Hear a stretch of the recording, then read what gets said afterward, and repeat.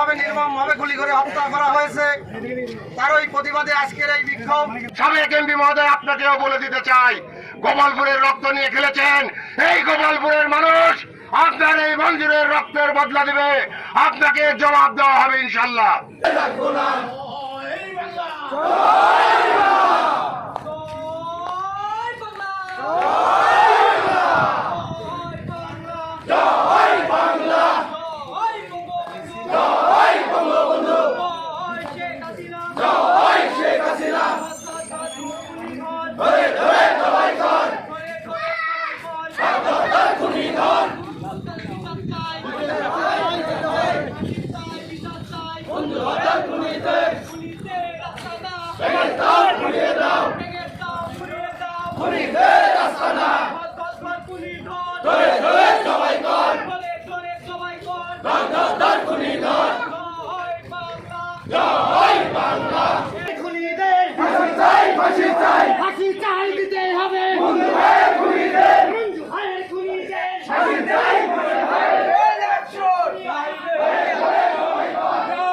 সংগ্রামী সাথী ও বন্ধুরা, মঞ্জুর রহমানকে যেভাবে নির্মমভাবে গুলি করে হত্যা করা হয়েছে তারই প্রতিবাদে আজকের এই বিক্ষোভ।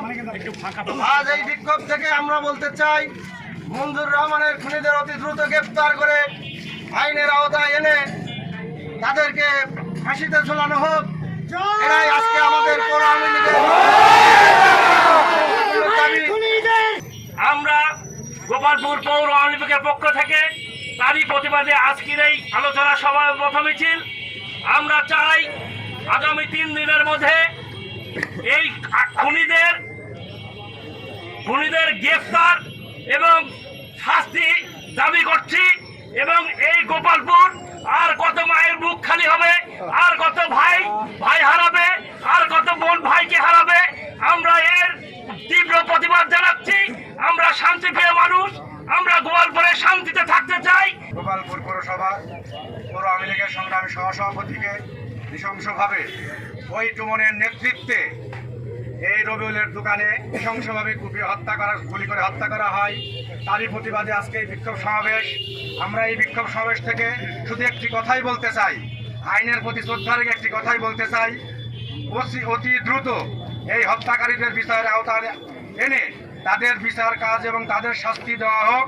যদি তা না দেওয়া হয় তাহলে গোপালপুর পৌর আওয়ামী লীগ এর চেয়ে আরও সামনে বিক্ষোভ সমাবেশ নয়, এর চেয়ে বড় কর্মসূচি দিয়ে তার হত্যাকারীদের বিচার দেখে তারপরে আমরা রাজপথে ফিরব।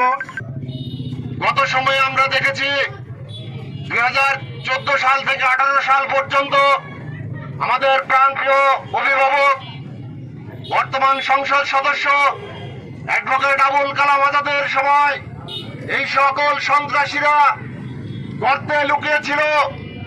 গর্ত থেকে সাবেক এমপি আমাদের শহীদুল ইসলাম বকুল এমপি সাহেব, তিনি যখন এমপি হলেন এই খুনিদের, এই সন্ত্রাসীদের তিনি মদত দিয়ে লালন পালন করে গোপালপুর তথা লালপুর বাগাতিপাড়ার মানুষের বাকরুদ্ধ করে রেখেছিলেন।